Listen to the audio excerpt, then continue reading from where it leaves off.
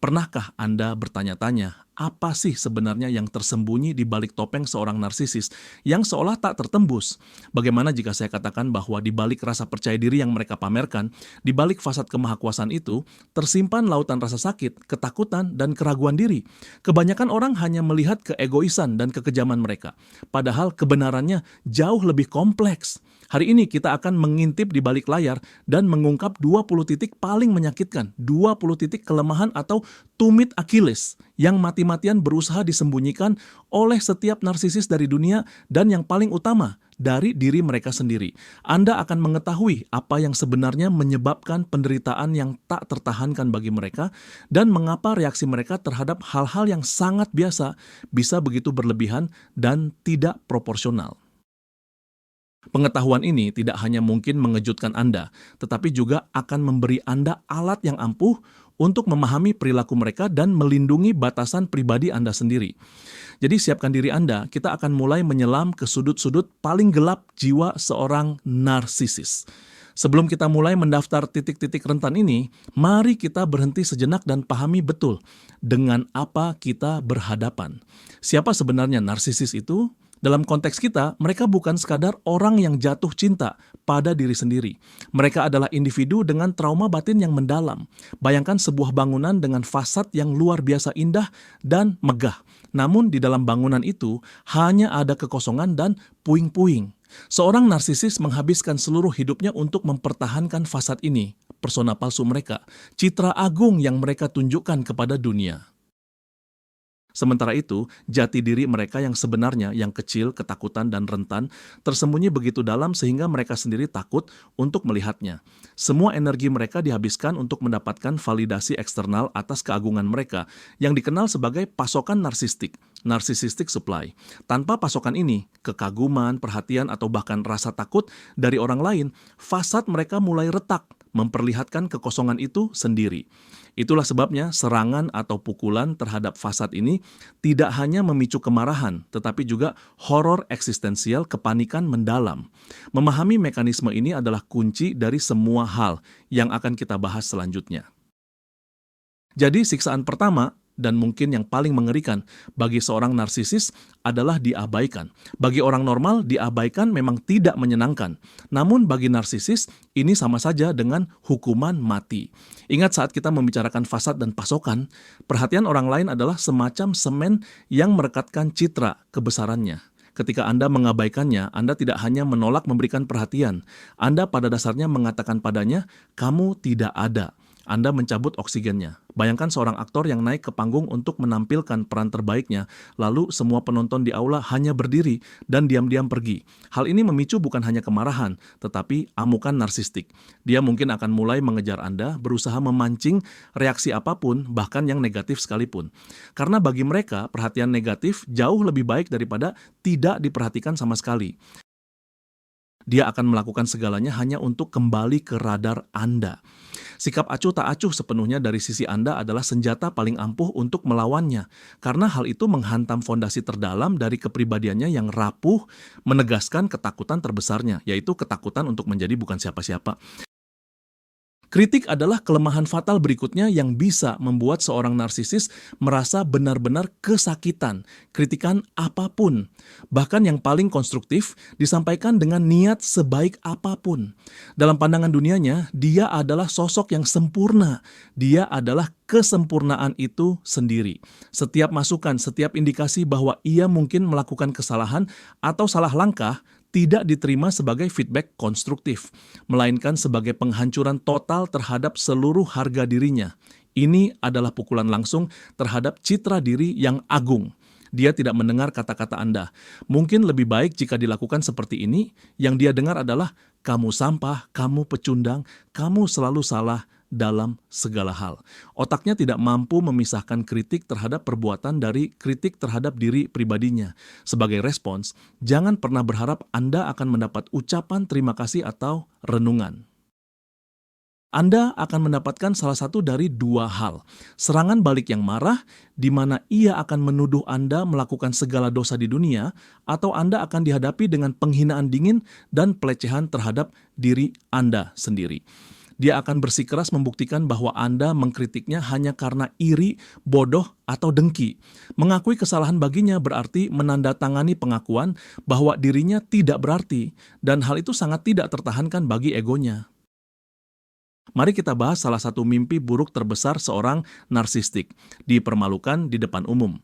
Jika teguran pribadi hanyalah goresan yang menyakitkan, maka dibuka aibnya atau direndahkan di mata publik adalah ledakan nuklir yang menghancurkan harga dirinya. Publik adalah sumber pasokannya. Mereka adalah cermin tempat ia memproyeksikan keagungannya. Ketika cermin-cermin ini, alih-alih kekaguman, justru memantulkan ejekan, penghinaan, atau rasa kasihan, saat itulah dunianya runtuh total. Kehilangan muka, dijek, atau menunjukkan ketidakmampuannya di hadapan audiens, itu berarti meruntuhkan seluruh fasad yang telah ia bangun seumur hidupnya. Reaksi atas hal ini bisa sangat mengerikan. Seorang narsistik tidak akan pernah memaafkan orang yang menurutnya menjadi sumber dari rasa malunya. Ia akan membalas dendam dengan cara yang terencana, dingin, dan brutal. Ia akan berusaha keras menghancurkan reputasi pelaku, menyebarkan desas-desus, melakukan apapun demi merebut kembali rasa kontrol dan superioritasnya. Ketakutan akan dipermalukan di depan publik inilah yang membuatnya begitu gigih mengontrol informasi dan menciptakan aura ketidakbersalahan di sekitarnya. Poin keempat yang paling memicu kemarahan narsisis adalah kehilangan kendali. Seorang narsisis adalah pengendali ulung. Ia harus mengontrol segala sesuatu dan semua orang di sekitarnya. Bagaimana orang memandangnya, perilaku mereka, emosi mereka, bahkan jalannya peristiwa. Kontrol total ini memberinya ilusi tentang keamanan dan kemahakuasaan. Ia yakin, jika ia yang memegang kendali atas segalanya, maka ia akan aman. Tidak ada hal buruk yang akan terjadi padanya, ia tidak akan dibongkar kebohongannya dan tidak akan ditinggalkan. Ketika sesuatu tidak berjalan sesuai skenarionya, ketika orang bertindak di luar dugaannya, atau ketika keadaan tidak bisa lagi ia pengaruhi, ia langsung panik. Kepanikan ini dengan cepat berubah menjadi amarah. Ia mulai menyalahkan orang-orang di sekitarnya, membuat keributan, dan berusaha keras, baik dengan paksaan maupun manipulasi, untuk merebut kembali kekuasaan itu. Pasangan yang bertindak mandiri, anak yang memiliki pendapat sendiri, atau masalah tak terduga di tempat kerja, semua ini bukan sekadar situasi hidup biasa baginya. Ini adalah ancaman langsung terhadap stabilitasnya. Ia tidak bisa menerima kenyataan bahwa dunia tidak berputar di sekelilingnya, dan bahwa ia tidak bisa mendikte aturannya pada semesta. Kehilangan kendali bagi narsisis berarti berhadapan langsung dengan kenyataan. Dan kenyataan adalah musuh paling menakutkan bagi seorang narsisis. Pemicu kelima yang bisa memantik rasa sakit membara dalam diri seorang narsisis adalah kesuksesan orang lain, terutama kesuksesan yang datang dari orang-orang terdekatnya atau mereka yang dianggapnya sebagai saingan berat. Narsisis hidup dalam dunia yang penuh dengan perbandingan konstan. Baginya, tidak cukup hanya menjadi orang yang baik, dia harus menjadi yang terbaik. Jadi ketika ada orang lain yang mendapat promosi, membeli mobil baru, pergi liburan mewah, atau bahkan sekadar terlihat bahagia dalam hubungan, narsisis menganggapnya sebagai kekalahan pribadi. Dalam benaknya, jatah kesuksesan di dunia ini sangat terbatas. Jika ada orang lain yang mengambil porsi besar, itu berarti porsi untuk dirinya sendiri menjadi berkurang. Ini bukan hanya menimbulkan kekesalan biasa, tapi memicu iri hati yang hitam dan beracun. Ia akan mencoba meremehkan atau menjatuhkan pencapaian orang tersebut. Misalnya, ia akan berkata, dia cuma beruntung, itu tidak nyata, atau sebenarnya dia tidak sehebat itu. Dia mungkin mulai menjauhi kenalan yang sukses itu, atau sebaliknya malah mencoba berteman erat dengannya demi ikut merasakan sedikit sinarnya. Namun, di dalam dirinya akan bergejolak badai rasa iri, disertai perasaan inferioritas. Kesuksesan orang lain adalah pengingat yang menyakitkan tentang apa yang tidak ia miliki, dan itu sungguh tak tertahankan. Mari kita bahas ketakutan abadi yang selalu menghantui para narsisis, yaitu rasa takut menjadi biasa-biasa saja, rata-rata, atau tidak ada yang istimewa. Seluruh kepribadian mereka dibangun di atas keyakinan bahwa diri mereka sangat istimewa. Mereka berbeda dari orang lain. Mereka lebih cerdas, lebih berbakat, lebih tampan atau cantik, dan lebih spesial. Keyakinan inilah yang menjadi fondasi harga diri mereka. Gagasan bahwa mereka hanyalah salah satu dari banyak orang, atau bahwa hidup dan pencapaian mereka sebenarnya tidak terlalu hebat, sungguh menakutkan bagi mereka. Inilah sebabnya mengapa para narsisis suka sekali pamer, melebih-lebihkan prestasi mereka, dan mengelilingi diri mereka dengan simbol-simbol kesuksesan. Mereka perlu terus-menerus mendapatkan validasi bahwa diri mereka unik. Ketika realita menampar mereka, misalnya mereka gagal mendapatkan jabatan yang diinginkan, atau proyek mereka tidak menghasilkan kehebohan, mereka akan mengalami krisis yang mendalam. Mereka tidak bisa menerima kenyataan bahwa mereka mungkin biasa-biasa saja dalam hal tertentu.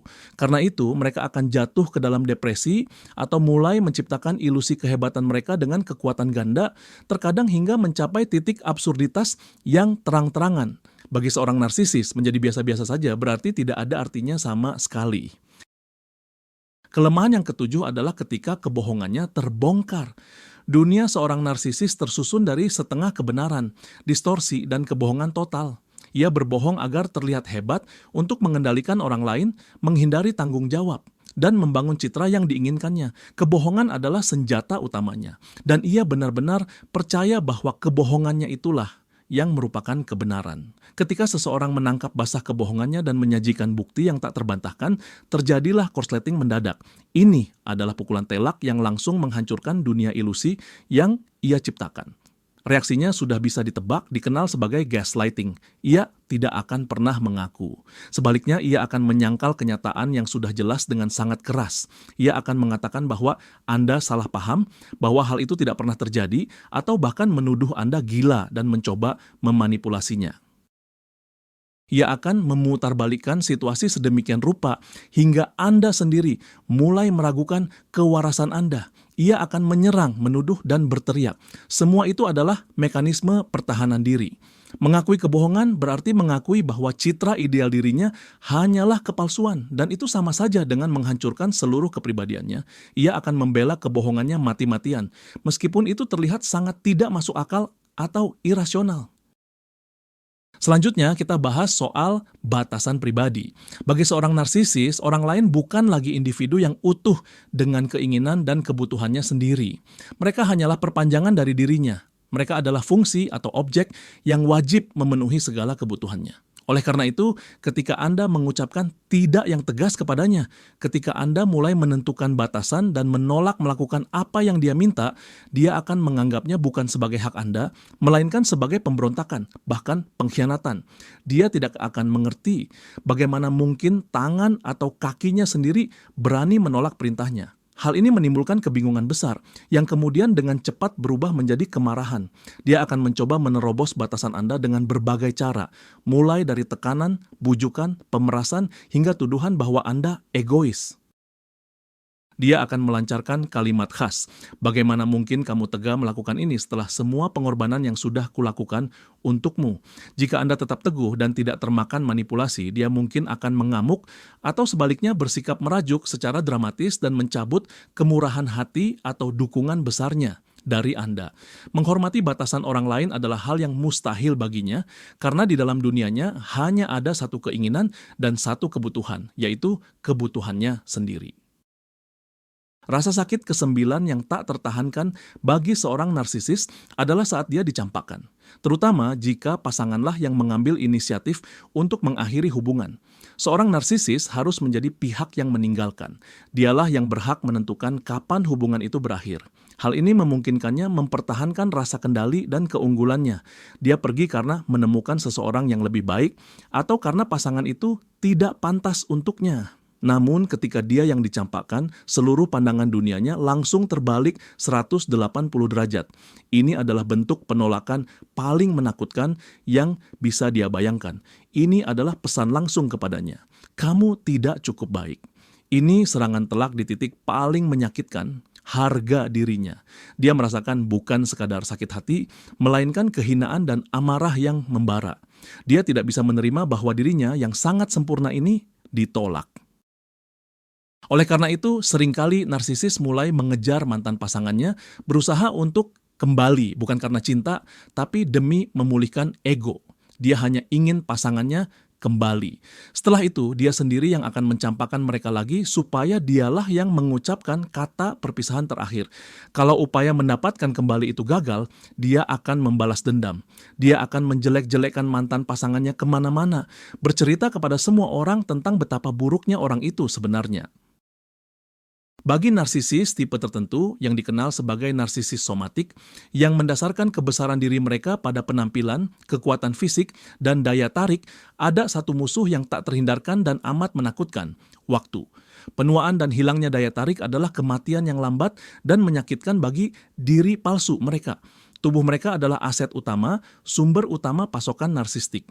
Mereka mendapatkan kekaguman berkat kecantikan, seksualitas, dan bentuk fisik mereka yang atletis. Ketika kerutan pertama muncul, uban mulai terlihat, dan tubuh mulai kehilangan kekencangannya, mereka langsung panik.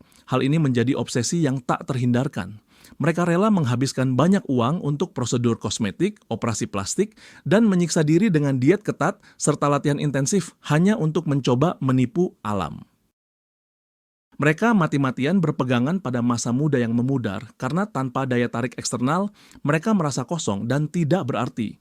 Mereka tidak bisa menerima proses alami kehidupan karena mereka tidak melihat nilai lain dalam diri mereka selain penampilan luar yang indah. Ini adalah pemandangan yang sangat tragis, di mana seluruh kepribadian seseorang akhirnya tersandera oleh bayangannya di cermin. Poin ke-11 adalah kegagalan finansial. Bagi banyak narsistik, terutama tipe intelektual, cerebral, atau tipe elit, uang dan status adalah cerminan langsung dari nilai diri mereka sebagai individu. Kekayaan bukan sekadar sarana untuk hidup nyaman. Ini adalah bukti keunggulan, kecerdasan, dan kesuksesan mereka.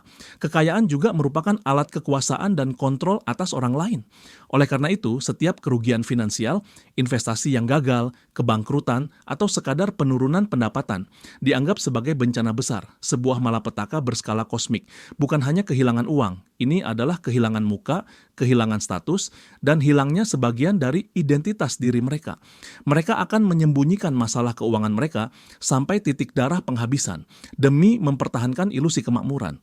Mereka bisa saja terjerat utang besar-besaran hanya demi terus menjalani gaya hidup mewah dan memamerkan kekayaan.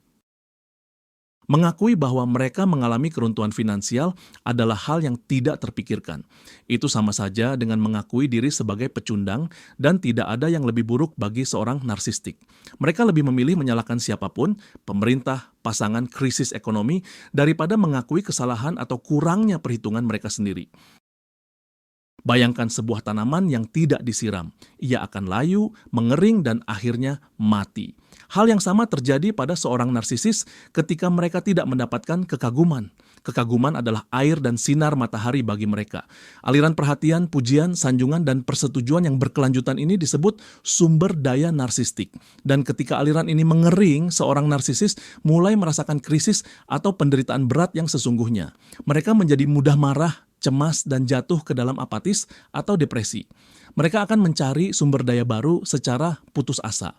Mereka mungkin memicu konflik hanya untuk mendapatkan perhatian, bahkan perhatian negatif sekalipun. Mereka bisa mulai menderita secara demonstratif hanya untuk memancing rasa kasihan. Mereka akan menghubungi kenalan lama, mengunggah foto provokatif di media sosial, melakukan apa saja agar seseorang memperhatikan dan menegaskan kembali betapa pentingnya diri mereka. Hidup tanpa kekaguman terasa hampa dan tidak berarti bagi mereka. Mereka seperti vampir yang membutuhkan energi orang lain untuk bertahan hidup. Itulah mengapa mereka sangat takut sendirian, bukan secara fisik, melainkan dalam arti tidak adanya audiens yang akan mengagumi mereka. Hal lain yang benar-benar menusuk hati seorang narsisis adalah ketika ia dibandingkan dengan orang lain dan perbandingan itu tidak memihak dirinya. Seperti yang sudah kita bahas bagi narsisis, ia harus menjadi yang terbaik dalam segala hal. Ketika seseorang baik secara langsung maupun tidak langsung menunjukkan bahwa orang lain lebih cerdas, lebih berbakat, lebih sukses, atau sekadar melakukan suatu tugas dengan lebih baik, hal ini langsung memicu ledakan amarah pada si narsisis. Ia tidak tahan terhadap sedikit pun petunjuk bahwa ia bukan yang nomor satu. Contohnya, jika atasan memuji rekan kerjanya, si narsisis akan menganggap itu sebagai penghinaan pribadi. Ia akan langsung mencari-cari kelemahan rekan tersebut, meremehkan hasil kerjanya, dan berusaha membuktikan bahwa sebenarnya dialah si narsisis yang jauh lebih unggul. Ia akan berkata, memangnya apa sih yang dia lakukan? Saya bisa melakukan 100 kali lebih baik, hanya saja saya tidak diberi kesempatan. Ini adalah mekanisme pertahanan diri yang membantunya mempertahankan ilusi superioritas pribadinya. Ia tidak bisa merasa bahagia atas pencapaian orang lain, karena dalam pandangannya, kesuksesan orang lain secara otomatis mengerdilkan kesuksesan dirinya sendiri. Baginya, dunia adalah arena persaingan yang tiada akhir, dan ia harus menang bagaimanapun caranya, bahkan jika ia harus menenggelamkan semua orang di sekitarnya. Poin ke-14 yang mungkin tampak sepele bagi kita, namun bagi seorang narsisis, ini adalah hal yang sangat menyakitkan, yaitu ketika ia tidak dianggap serius. Seorang narsisis menganggap dirinya adalah orang yang sangat penting dan berarti. Pikirannya jenius, leluconnya cerdas, dan ceritanya luar biasa menarik. Dia berharap semua orang di sekitarnya mendengarkannya dengan napas tertahan dan memperlakukan setiap perkataannya dengan rasa hormat yang tertinggi. Oleh karena itu, ketika seseorang melontarkan lelucon kepadanya, menyindir rencana besarnya, atau bahkan hanya teralihkan perhatiannya saat dia sedang monolog, dia akan langsung meledak. Dia menganggap ini sebagai bentuk penghinaan dan pelecehan tingkat tertinggi. Ia tidak memiliki kemampuan untuk menertawakan diri sendiri atau self-irony. Baginya, lelucon apapun yang ditujukan kepadanya adalah upaya untuk merendahkannya. Sebagai tanggapan, dia bisa membuat keributan dan menuduh Anda tidak sopan, atau dia akan menyimpan dendam dan membalas di kemudian hari. Dia sangat putus asa, membutuhkan pengakuan, dan agar dianggap serius, sebab jauh di lubuk hatinya, ia sendiri meragukan signifikansinya, dan takut orang lain akan melihat bahwa raja itu telanjang. Seorang narsisi selalu ingin agar orang-orang terdekatnya, entah itu pasangan, anak, atau teman, benar-benar bergantung padanya, baik secara emosional, finansial, maupun sosial. Ketergantungan inilah yang memberinya rasa kekuasaan dan kendali penuh. Jadi, ketika pasangannya, anaknya, atau temannya mulai menunjukkan kemandirian dan meraih kesuksesan tanpa campur tangannya, hal ini memicu campuran emosi yang rumit dalam diri narsisis, amarah dan ketakutan. Baginya, ini adalah ancaman besar. Jika orang terdekatnya menjadi mandiri, mereka bisa meninggalkannya kapan saja. Mereka tidak akan lagi membutuhkan si narsisis. Artinya, si narsisis akan kehilangan sumber daya dan kendali yang selama ini ia nikmati. Oleh karena itu, narsisis seringkali menyabotase kesuksesan orang-orang terdekatnya. Ia bisa meremehkan pencapaian mereka, misalnya dengan mengatakan, cuma naik jabatan, gajinya juga segitu-gitu saja kok. Atau ia mengkritik upaya baru mereka, percuma, kamu pasti gagal dan tidak akan berhasil. Ia juga pandai menimbulkan rasa bersalah dengan ucapan, kamu menghabiskan semua waktumu untuk pekerjaanmu, sementara aku di sini sendirian. Dia melakukan segalanya untuk menahan orang itu di sisinya dan memastikan ketergantungan itu tetap terjaga. Bagi seorang narsisis, pasangan yang sukses dan mandiri adalah mimpi buruk. Sebab pasangan seperti itu sewaktu-waktu bisa melihat betapa tidak berharganya dia yang sebenarnya, lalu pergi meninggalkannya. Mungkin terdengar aneh atau paradoks, tapi tahukah Anda, ketika seseorang menunjukkan empati dan rasa iba yang tulus, ini justru bisa memicu ketidaknyamanan, bahkan kemarahan pada seorang narsisis. Kenapa bisa begitu? Pertama, narsisis memang tidak memahami emosi-emosi ini. Empati adalah kemampuan untuk merasakan apa yang dirasakan orang lain. Nah, kemampuan ini hampir hilang total dari diri seorang narsisis. Bagi dia, empati itu seperti bahasa asing yang sama sekali tidak dia kuasai. Dia melihat ekspresi emosi, tapi tidak mengerti esensinya, dan ketidakpahaman inilah yang membuatnya merasa terancam atau takut. Kedua, kebaikan dan rasa simpati yang murni mengingatkannya pada kekurangannya sendiri, bahwa dia tidak mampu merasakan hal serupa. Ini secara terang-terangan menyoroti kekosongan yang ada di dalam dirinya. Ketiga, dia menganggap empati sebagai sebuah kelemahan. Dalam dunia kejamnya, di mana setiap orang harus berjuang untuk mendapatkan dominasi, belas kasih hanyalah kemewahan yang tidak perlu. Dia bahkan bisa meremehkan orang yang menunjukkan empati, menganggap mereka bodoh, naif, dan mudah sekali untuk dimanfaatkan. Jadi, sebagai respons terhadap rasa simpati Anda, dia mungkin akan bereaksi dingin, sarkastik, atau bahkan agresif. Reaksi ini muncul semata-mata sebagai pertahanan diri dari dunia perasaan manusia yang tulus, yang bagi dia terasa asing dan tidak bisa dia pahami. Apa yang terjadi saat korban pelecehan narsistik akhirnya berhasil mengumpulkan keberanian untuk pergi dan memulai babak baru dalam hidupnya. Tentu saja ia akan melalui fase kemarahan, rasa sakit, dan kepahitan.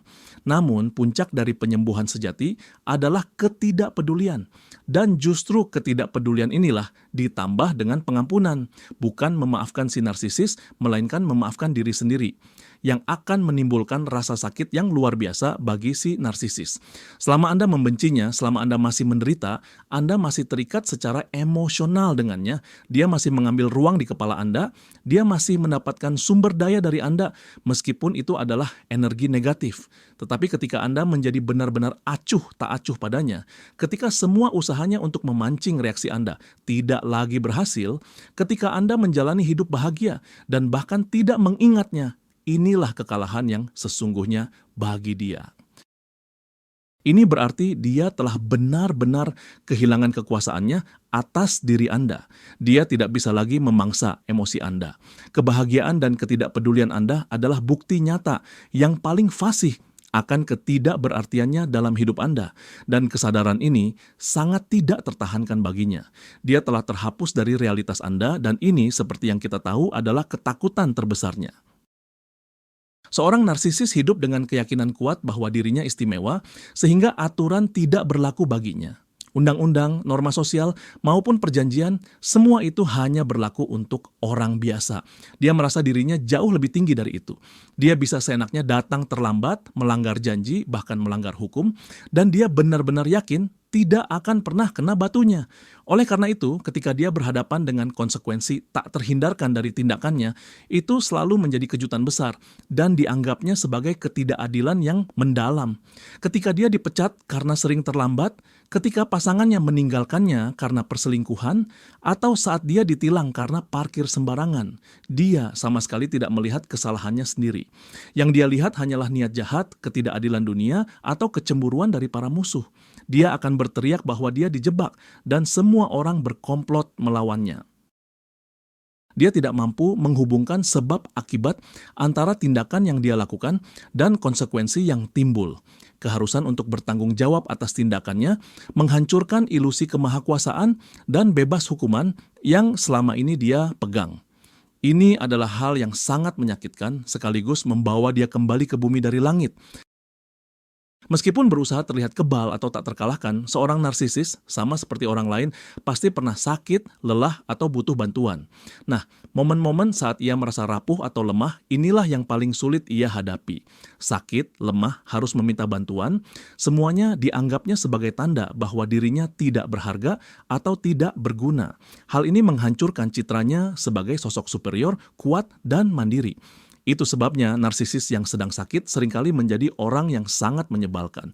Ia bisa jadi menyangkal penyakitnya, tetap berlagak seperti biasa, yang justru memperburuk kondisinya. Atau ia jatuh ke ekstrem yang lain, mulai menuntut perhatian setiap detik, berubah menjadi tiran yang rewel, dan menggunakan penyakitnya sebagai alat manipulasi untuk memancing rasa bersalah orang di sekitarnya. Ia benci harus bergantung pada orang lain. Ia benci merasa tak berdaya. Ini mengingatkannya pada sosok inner child yang rapuh, yang selama ini ia sembunyikan mati-matian. Karena itu, ia akan melakukan apa saja untuk secepat mungkin mendapatkan kembali rasa kuat dan kendali dirinya, bahkan jika ia harus menindas atau meneror semua orang di sekitarnya. Dan inilah poin ke-20, ketakutan narsisis yang paling mendalam dan eksistensial, kesepian yang otentik. Ini bukan sekadar tentang sendirian di dalam kamar. Ini adalah perasaan mendalam yang menusuk, terputus dari seluruh umat manusia. Narsisis tidak mampu menciptakan ikatan emosional yang mendalam. Dia tidak bisa mencintai, bersahabat, atau berempati secara tulus. Semua hubungannya hanyalah bersifat permukaan, sekadar fungsional. Dia memanfaatkan orang lain, namun jiwanya tidak pernah benar-benar tersambung dengan mereka. Dan pada momen sunyi yang langka, saat tidak ada audiens, saat tidak ada lagi pengalih perhatian, ia mungkin akan berhadapan dengan kekosongan batin yang mengerikan. Ia menyadari bahwa dirinya sendirian di alam semesta ini, bahwa tidak ada satupun orang yang benar-benar mengenalnya, apalagi mencintainya. Perasaan isolasi total ini begitu menakutkan sehingga ia segera berupaya meredamnya, entah dengan alkohol, pekerjaan mencari korban baru, atau apapun yang bisa mengalihkan perhatiannya. Ia terus-menerus melarikan diri dari jurang kekosongan internal ini. Inilah mengapa ia begitu mati-matian bergantung pada orang lain, takut ditinggalkan sendirian, dan menyadari bahwa di balik fasadnya yang megah dan sempurna itu, pada dasarnya tidak ada apa-apa dan tidak ada siapa-siapa.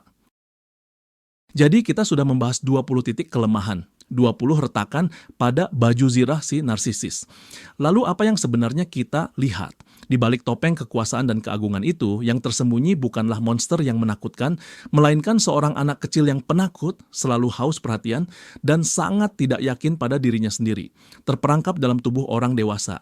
Anak ini sangat membutuhkan pengakuan konstan dari luar untuk memvalidasi keberadaannya, karena di dalam dirinya sendiri hanya ada kekosongan yang menganga.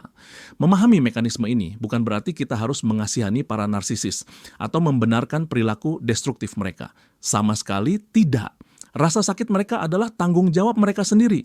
Namun pengetahuan ini justru memberikan kekuatan pada Anda. Ini mengubah Anda dari sekadar korban yang bingung menjadi pengamat yang tercerahkan. Anda mulai melihat bukan kehebatannya, melainkan kelemahannya. Anda menyadari bahwa amarah dan serangan yang dilancarkannya bukanlah kesalahan Anda, melainkan penderitaan yang ia alami sendiri. Dan pengetahuan inilah yang memungkinkan Anda untuk tidak terlibat secara emosional, menjaga batasan diri, dan pada akhirnya mendapatkan kembali kebebasan Anda. Terima kasih banyak sudah menonton video yang mungkin berat, namun sangat penting ini sampai selesai. Jika pembahasan ini bermanfaat bagi Anda, mohon dukungannya dengan memberikan like dan subscribe ke channel ini agar Anda tidak ketinggalan analisis-analisis baru. Tentu saja jangan lupa juga menekan tombol lonceng notifikasi. Sekarang saya punya pertanyaan untuk Anda, kelemahan narsisis yang mana yang paling sering Anda temui secara langsung? Reaksi mereka yang mana yang paling mengejutkan Anda? Silakan bagikan cerita Anda di kolom komentar. Mari kita diskusikan bersama dan saling mendukung.